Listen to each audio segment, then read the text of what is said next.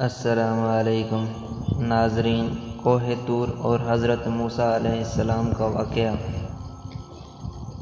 وہ عظیم واقعہ جب انسان کی اللہ تعالیٰ سے ملاقات ہوئی، جب اللہ کی تجلی کے سارے پردے ہٹ گئے۔ وہ نور جسے دیکھ کر موسیٰ علیہ السلام پر غشی طاری ہو گئی۔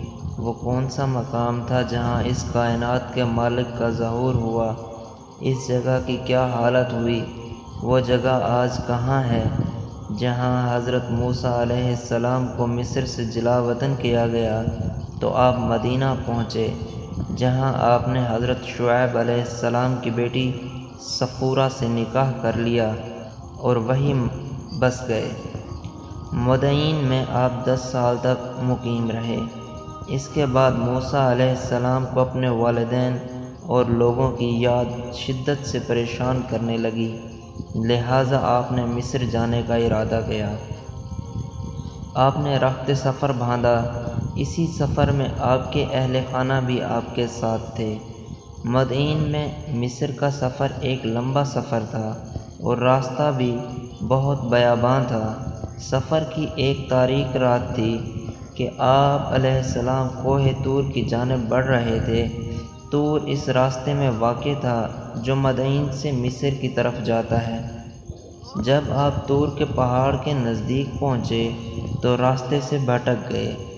آگ کا بھی کوئی انتظام نہ تھا، ساتھ ہی آپ کے گھر میں غلام اور بکریاں تھیں۔ سردی بڑھتی ہی جا رہی تھی، لہٰذا اس سرد رات میں ہواؤں سے محفوظ رہنے کے لیے آپ نے ایک جگہ پڑاؤ ڈالا۔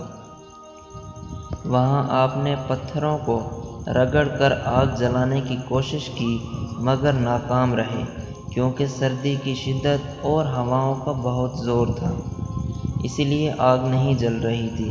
حضرت موسیٰ علیہ السلام کی اہلیہ صفورہ بھی امید سے تھی، لہٰذا حضرت موسیٰ علیہ السلام بہت پریشان ہوئے۔ اس وقت آگ کے ہونے سے ہی روشنی اور گرمی مل سکتی تھی، لہٰذا جب آپ نے ادھر ادھر دیکھا تو دور آگ جلتی ہوئی روشنی دکھائی دی۔ اس روشنی کو دیکھ کر موسیٰ علیہ السلام کو لگا کہ شاید وہاں کوئی اور مسافر موجود ہے جس نے آگ جلا رکھی ہے، شاید اس سے مدد مل سکے یا ہمیں وہ راستہ ہی بتا دے۔ لہٰذا آپ نے اپنے اہل خانہ سے کہا کہ ٹھہرو، میں کوئی آگ دیکھی ہے، شاید میں وہاں سے کوئی خبر لے آؤں یا اس آگ سے کوئی انگارہ ہی اٹھا لاؤں جسے تم تاپ سکو۔ حضرت موسیٰ علیہ السلام اس کے حصول کے لیے چل دیے۔ راستہ نہایت ہی پتھریلا اور نشیب و فراز والا تھا۔ آپ نے اسے پار کیا اور غار نما جگہ کی طرف بڑھے جہاں سے روشنی آ رہی تھی۔ جب آپ اس روشنی کے قریب پہنچے تو دیکھا کہ ایک سرسبز جھاڑی آگ کی لپیٹ میں ہے۔ آگ پوری آب و تاب کے ساتھ بھڑک رہی ہے، لیکن وہ درخت کو راکھ کرنے کی بجائے اس کی خوبصورتی میں اضافہ کر رہی ہے، مگر درخت کی کوئی شاخ بھی نہیں جلی اور نہ کوئی پتا، نہ کوئی دھواں ابھر رہا تھا۔ یہ منظر نہایت عجیب و غریب اور آنکھوں کو متاثر کر دینے والا تھا۔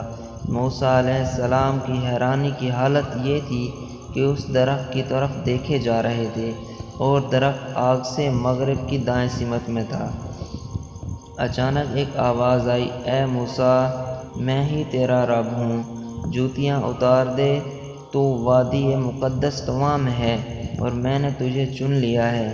میں ہی اللہ ہوں، میرے سوا کوئی خدا نہیں، بس تو میری بندگی کر اور میری یاد کے لیے نماز قائم کر۔ اللہ تعالیٰ نے خود حضرت موسیٰ علیہ السلام سے کلام کیا اور اپنے بندے کو حکم دیا کہ یہ جگہ پاک اور مقدس ہے اور آپ کو اللہ نے نبی چن لیا ہے تاکہ آپ مصر کی طرف جائیں اور فرعون کو اللہ سے ڈرائیں۔ نیز اب سے موسیٰ علیہ السلام کی حفاظت خود اللہ رب العزت کے ذمہ ہو گئی۔ پھر اللہ تعالیٰ نے موسیٰ علیہ السلام سے فرمایا، اے موسیٰ، تیرے ہاتھ میں کیا ہے؟ حضرت موسیٰ علیہ السلام جو اس واقعے پر حیران و پریشان تھے، فوراً بولے، یہ میری لاٹھی ہے۔ اللہ تعالیٰ نے حکم دیا، اے موسیٰ، اسے پھینک دو۔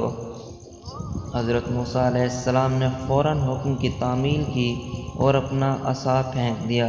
اچانک دیکھتے ہیں کہ زمین پر گرتے ہی وہ عصا سانپ بن گیا جو ادھر ادھر بھاگنے لگا۔ اس پر موسیٰ علیہ السلام ڈر گئے، پلٹ کر بھاگے اور مڑنے کی ہمت نہ ہوئی۔ فوراً ارشاد باری تعالیٰ ہوا، موسیٰ خوف نہ کرو، بالکل محفوظ ہو، اس عصا کو پکڑ لو، ہم اسے ویسا ہی کر دیں گے جیسے یہ تھا۔ جب حضرت موسیٰ علیہ السلام نے ڈرتے ڈرتے اس سانپ کو پکڑا تو پھر سے وہی عصا بن گیا۔ پھر اللہ نے حکم دیا، اپنے گریبان میں ہاتھ ڈالو، وہ بغیر کسی عیب کے چمکتا ہوا نکلے گا۔ حضرت موسیٰ علیہ السلام نے حکم کی تعمیل فرمائی اور اپنا ہاتھ اپنے گریبان میں ڈال کر باہر نکالا تو ایسا نور اور چمک نکلا جو بے مثال تھا۔ لہٰذا یہ دو معجزے حضرت موسیٰ علیہ السلام کو عطا کر دیے۔ جب موسیٰ علیہ السلام نے اپنے رب سے کلام کیا اور طور سے واپس لوٹے تو کوئی شخص بھی آپ کے چہرے کی طرف دیکھ نہ پاتا تھا۔ حضرت موسیٰ علیہ السلام کے چہروں اور آنکھوں میں وہ حسن اور نور آ گیا تھا کہ اس تجلی کو دیکھنے کے بعد آپ کی طرف دیکھنے والا آپ کے حسن کی تاب نہ لا پاتا۔ اگر حضرت موسیٰ علیہ السلام کسی کی آنکھوں میں آنکھیں ملا لیتے تو اس شخص پر ہیبت طاری ہو جاتی تھی۔ کوہ طور سے واپس آنے کے بعد آپ مصر کی طرف روانہ ہوئے۔ حضرت موسیٰ علیہ السلام کو اس کائنات کے رب سے کلام کرنے کی سعادت پر کلیم اللہ کہا جاتا ہے۔ ناظرین، ایسی ہی مزید اسلامی ویڈیوز کے لیے ہمارا چینل سبسکرائب ضرور کریں تاکہ ہماری تمام ویڈیوز آپ تک پہنچتی رہیں۔